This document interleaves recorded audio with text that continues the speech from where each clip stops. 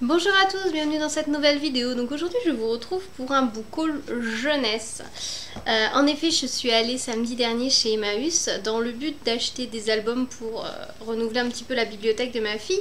Et il y avait une super offre sur les livres jeunesse, donc je me suis dit ah pourquoi pas, d'habitude c'est pas un rayon auquel je prête beaucoup attention. Et là je me suis dit que c'était l'occasion. Alors j'ai trouvé des livres qui sont plus, on va dire, pour moi, et d'autres pour garnir petit à petit la bibliothèque familiale, parce que d'ici un an et demi, 2 ans, ma fille va commencer à lire toute seule. Donc je commence petit à petit à rassembler des ouvrages qu'elle pourra lire par la suite, et puis ça me permet de les lire moi petit à petit au fil du temps, et comme ça je saurai ce que je vais lui mettre entre les mains par la suite, ce qui pour moi est vachement important, de savoir ce que l'on donne à notre enfant à lire, et pour pouvoir éventuellement discuter avec lui ou juste savoir qu'il va passer un bon moment et qu'il pourra en parler avec nous par la suite. Ou non, parce que tout n'est pas forcément intéressant, tout n'est pas à mettre entre les mains des enfants, même si c'est édité pour la jeunesse. Mais enfin bref, ça c'est... Je le dis souvent dans mes chroniques sur les livres jeunesse, mais bref, c'est un autre débat. Donc passons donc aux livres que j'ai achetés. Alors tout d'abord, j'ai trouvé 4 livres de l'école des loisirs. Maison d'édition que j'aime bien. Généralement les publications sont intelligentes. J'ai rarement été déçue par des livres publiés chez eux. J'avais été abonnée entre guillemets via l'école une année quand j'étais plus jeune. Ma fille l'était l'année dernière, donc moi je connais un petit peu le style. On en retrouve souvent à la bibliothèque. C'est vrai que c'est souvent des livres un petit peu différents, intelligents, pas toujours faciles de premier abord, donc des fois c'est pas mal de pouvoir en discuter avec les adultes. Enfin bref, passons au livre. Donc le premier, ce que j'ai trouvé, donc je suis super contente, c'est Le Passeur de Lois Lowry, donc dans la collection Medium. Est-ce que je vous le présente? Limite, c'est presque pas la peine, tellement on l'a vu passer sur les réseaux sociaux, sur YouTube, sur les blogs. Mais bref. Dans le monde où vit Jonas, la guerre, la pauvreté, le chômage, le divorce n'existent pas, les inégalités n'existent pas, la désobéissance et la révolte n'existent pas. L'harmonie règne dans les cellules familiales constituées avec soin par le comité des sages. Les personnes trop âgées ainsi que les nouveau-nés inaptes sont élargies. Personne ne sait exactement ce que cela veut dire. Dans la communauté, une seule personne détient véritablement le savoir, c'est le dépositaire de la mémoire. Lui seul sait comment était le monde des générations plus tôt, quand il y avait encore des animaux, quand l'œil humain pouvait encore voir les couleurs, quand les gens tombaient amoureux. Dans quelques jours, Jonas aura 12 ans. Au cours d'une grande cérémonie, il se verra attribuer, comme tous les enfants de son âge, sa future fonction dans la communauté. Jonas ne sait pas encore qu'il est unique, un destin extraordinaire l'attend, un destin qui peut le détruire. Voilà, donc jusque-là, j'avais pas trop eu envie de le lire, mais c'est vrai que là, ces derniers temps, ce genre d'ouvrage me tente. Je sais qu'il y a un tome 2 qui est sorti, donc j'essaierai de me le trouver. Après, apparemment, il a moins convaincu les lecteurs que celui-là, donc on verra bien. Je vous en reparle quand je l'ai lu. Et du même auteur, j'ai pris Anastasia avec conviction. Donc c'est toujours chez l'école des loisirs et c'est dans la collection Maximax. Anastasia n'est pas dans son état normal. Son état normal est de ne pas avoir de chien, or elle en a un depuis hier. C'est un 4 quarts, hypoallergénique, il fait des bruits horribles dès 6h08, on ne distingue pas son visage de son postérieur à cause des poils et il n'a pas encore de nom. L'état normal d'Anastasia est aussi de vivre de façon plutôt insouciante, avec trop de trucs à faire pour penser. Or, le programme du premier trimestre va consacrer une large place aux valeurs avec cas d'école, cas de conscience et exercices pratiques à l'appui. Exemple. Seriez-vous prêt à assommer à coups de cailloux une petite marmotte qui ravage le potager d'une famille démunie si ce faisant vous sauviez cette dernière de la famille tout un été? Un sac plastique pour ramasser les crottes dans une main, une grande perplexité au cœur, Anastasia marche dans l'aurore en cherchant une poubelle, un nom à son chien et une solution à son dilemme. Il est 6h32, elle trouve que la journée commence sur les chapeaux de roue, elle ignore que le pire est encore à venir. Voilà. Donc, c'est assez intriguant, vous. Je sais pas si vous êtes d'accord avec moi, mais moi j'ai trouvé. Ensuite, j'ai pris de Sylvana Gandolfi Un chat dans l'œil, c'est chez Maximax. Tout va mal pour Dante. Ses parents sont partis travailler à Hong Kong. Il doit finir l'année scolaire à Venise chez son intraitable grand-mère. Il bafouille quand il parle et quand il écrit, il bafouille aussi. Mais sa vie bascule le jour où il passe la porte de Cassimo Dolente, un étrange et séduisant vieux professeur censé lui donner des cours de rattrapage. Cassimo aime les chats, le chocolat chaud et les expériences scientifiques. Il réapprend à écrire à Dante, mais surtout il lui apprend à lire dans les pensées. Il y a 1000 façons de stimuler la télépathie, dit-il. Le chocolat est l'une des plus simples. Et en disant ces mots, il verse dans les yeux du chaton préféré du garçon 2 gouttes de cacao en fusion. Alors, dès qu'il ferme les yeux, Dante se met à tout voir par le regard du chat, tout y compris ce qu'il ne devrait pas. Voilà. Et ben je sais pas où l'auteur va vouloir nous emmener avec ça, parce que le chocolat, lire dans les pensées, ça paraît assez fantastique tout ça, donc... Mais vu que c'est paru chez l'école des loisirs, à mon avis, ça doit pas être trop idiot. Donc bah, j'ai hâte de savoir ce que l'auteur va nous dire. Et enfin, j'ai pris La Fourmilière de Jenny Valentine. Alors là, c'est dans la collection Supermax. Personne ne choisit vraiment de vivre au 33 Georgiana Street. L'immeuble est situé dans un quartier peu engageant de Londres. Les appartements sont minuscules, sales, délabrés. L'électricité et le loyer se paient à la semaine. Seul avantage du lieu, Steve, le propriétaire, ne pose pas de questions. Pour un garçon de 17 ans qui a fugué, l'endroit est idéal. Sam s'est réfugié à Londres parce qu'ici, personne ne sait qui il est ni ce qu'il a fait. Chéri et sa fille Bohème sont 2 autres nouvelles locataires qui déménagent au gré des petits amis de Chéri. À 10 ans, Bohème se débrouille toute seule car sa mère est bien trop fragile et perdue pour arriver à s'occuper de sa fille. Au 33 Georgiana Street, on évite de se mêler des affaires des autres. Mais Bohème va bouleverser la vie de l'immeuble, elle a besoin d'un ami et c'est Sam qu'elle a choisi. Voilà, donc ça promet de belles aventures. Ensuite, j'ai pris, je vais les remettre dans l'ordre évidemment, ça c'est tout mélangé. Le très connu, on va dire, Journal d'une princesse. Alors il y avait les 5 premiers tomes, donc je me suis fait plaisir. Apparemment il y en a une 10 ou 11, plus des annexes à ce que j'ai pu voir. Donc là c'est la collection, le livre de poche jeunesse, c'est de Meg Cabot, donc c'est plutôt très connu. À 14 ans, bientôt 15, Mia est une collégienne new-yorkaise comme les autres. Elle a une meilleure amie, une meilleure copine, est amoureuse en secret du plus beau garçon de l'école, déteste les maths et tient son journal où elle raconte tout.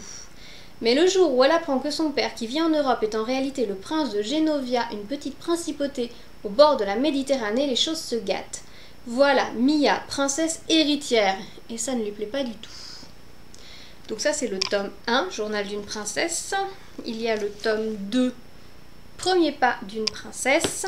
Le tome 3, Une princesse amoureuse. Le tome 4, Une princesse dans son palais. Et le tome 5, L'anniversaire d'une princesse. Voilà, donc je chercherai la suite.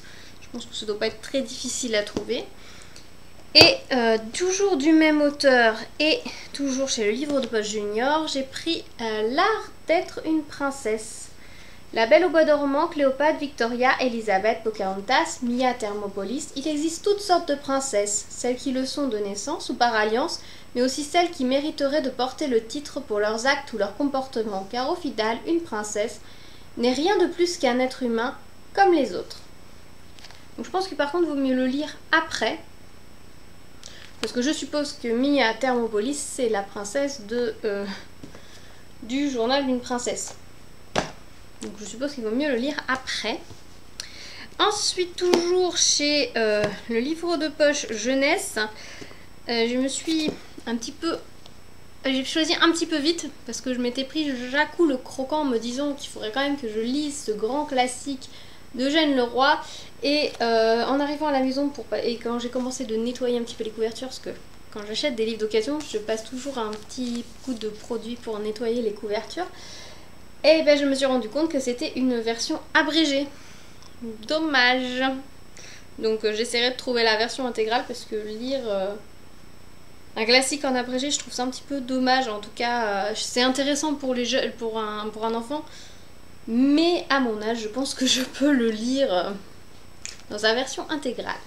Périgord 1815, Jacou a 8 ans lorsque son père est condamné aux galères et meurt au bagne quelques mois plus tard. Le jeune garçon jure de se venger de l'arrogant comte de Nansac, responsable de l'arrestation de son père.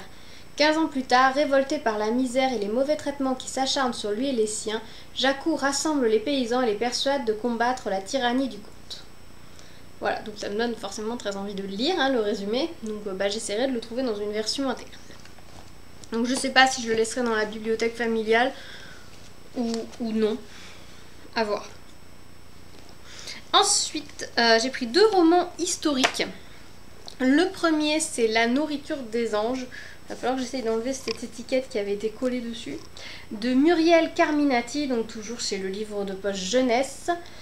Donc dans la collection roman historique. Nicolas n'est qu'un enfant lorsqu'il quitte la Lorraine pour travailler dans la magnifique Venise du XVIIe siècle. La ville est en ébullition, l'art y est florissant. D'abord engagé chez un fameux pâtissier, Nicolas est malheureux, cherchant un but à sa vie, jusqu'au jour où il croise le regard d'un ange peint sur un tableau. C'est une véritable révélation, désormais il sera peintre. Voilà, donc je ne sais pas de qui nous allons parler. Toujours est-il que dans la couverture, elle se déplie et vous avez une reproduction de la Vierge de Bellini. Et je me demande si c'était pas Nicolas son prénom. À voir. Je vous en reparle quand je l'ai lu. Et également dans les romans. Alors celui-là, ils disent à partir de 13 ans. Et j'ai pris celui-là en roman historique à partir de 10 ans. Complot à Versailles de Annie Jay. 1676, Cécile ne cesse de critiquer les nobles. Mais le jour où elle est convoquée avec son amie Pauline à la cour du roi Louis XIV pour y être demoiselle de la reine, tout change. Ensemble, elles sont aux premières loges pour observer les intrigues et manœuvres de cour. Gare au tourbillon des complots qui pourraient les entraîner bien malgré elles. Donc là, je pense que c'est un petit peu dans la veine des colombes du roi Soleil et tous ces livres qui se passent à la cour. Et je pense que ça va être assez intéressant. Et c'est étonnant parce qu'il est plus épais et écrit tout pareil que celui-ci qui est beaucoup plus petit, mais qui est conseillé à partir de 13 ans, ma foi. Et pour finir, chez le livre de poche jeunesse, j'ai pris Comme les étoiles de Catherine Patterson. C'est dans la collection Mon Bel Oranger. Collège, niveau collège. À 12 ans, Angel affronte la vie avec un courage et une maturité qui ne sont pas de son âge. Son père est en prison, sa mère incapable de s'occuper d'elle et de son petit frère, les abandonne chez leur grand-mère. Heureusement, il y a les étoiles et ce voisin mystérieux qui lui apprend à les connaître. Angèle ignore qui est cet homme et pourquoi il se cache. Peut-être lui aussi est-il blessé. Voilà, donc moi ça m'a donné très envie de le lire. Le résumé a l'air fort sympathique. Et je dois avouer que je trouve la couverture assez chouette. Et pour finir, je me suis pris de Pierre Bottero parce que il s'avère que je n'ai jamais lu Pierre Bottero. Alors je ne sais pas si c'est que je ne sais pas tout à fait dans la bonne génération ou juste parce que c'est complètement passé, je suis complètement passée à côté quand j'étais jeune. Toujours est-il que je n'en ai lu aucun. Donc j'ai pris Le garçon qui voulait courir vite. Debout derrière la grille de l'école, Agathe regarde son frère. Jules ne dit rien, il semble perdu et Agathe en est malade. Depuis l'accident de voiture de leur père cet été, Jules ne parle presque plus et court de moins en moins bien, comme s'il avait perdu l'usage de ses jambes, qui rendra à Jules sa joie de vivre. Et l'autre c'est Ami à vie. Brune a 13 ans et partage tout son temps entre le collège et ses copines. Pourtant, il lui manque une véritable amie, celle à qui l'on raconte ses joies et ses peines. Un jour, Sonia arrive en classe. Brune comprend tout de suite qu'elle sera cette amie dont elle rêve, mais Sonia cache un lourd secret. Brune décide d'aider son amie pour la vie. Donc ces deux sont chez Flammarion Jeunesse, dès 11 ans d'après ce qui est marqué. Alors là par contre il n'y a pas du tout d'illustration, autant chez le livre de poche jeunesse on trouve quelques illustrations, autant là il n'y en a aucune à l'intérieur. Par contre je trouve que les tranches sont très chouettes, quand on a plusieurs dans la bibliothèque ça doit être très chouette. Voilà donc pas mal de petits jeunesse, donc je vais pouvoir me caler ça entre mes autres lectures. J'aime bien, je trouve ça assez dépaysant, un petit peu comme ça me vide la tête plutôt que de regarder un épisode de série des fois. Et bien ouvrir un petit jeunesse, ça prend pas forcément beaucoup plus de temps et ça permet de s'évader tout pareil, donc j'aime bien. Après, de belles lectures en perspective. Donc dites-moi ce que vous en pensez, s'il y en a que vous avez lu, s'il y en a que vous me conseillez de sortir très vite. Si vous en avez déjà parlé sur votre blog ou sur votre chaîne, n'hésitez pas à me laisser un commentaire et le lien en bas en commentaire. Je serais ravie d'aller voir. Je vous retrouve très bientôt sur la chaîne pour une prochaine vidéo. Donc je ne sais pas si ce sera un book haul parce que mine de rien ça fait pas mal de livres d'un seul coup. Donc plus le book haul que j'avais... Enfin les livres que j'ai achetés en début d'été, ça fait pas mal. Donc je pense que je vais me calmer un petit peu sur les achats et lire tout ça. Donc je vous retrouve bientôt sur la chaîne, sûrement pour un point lecture.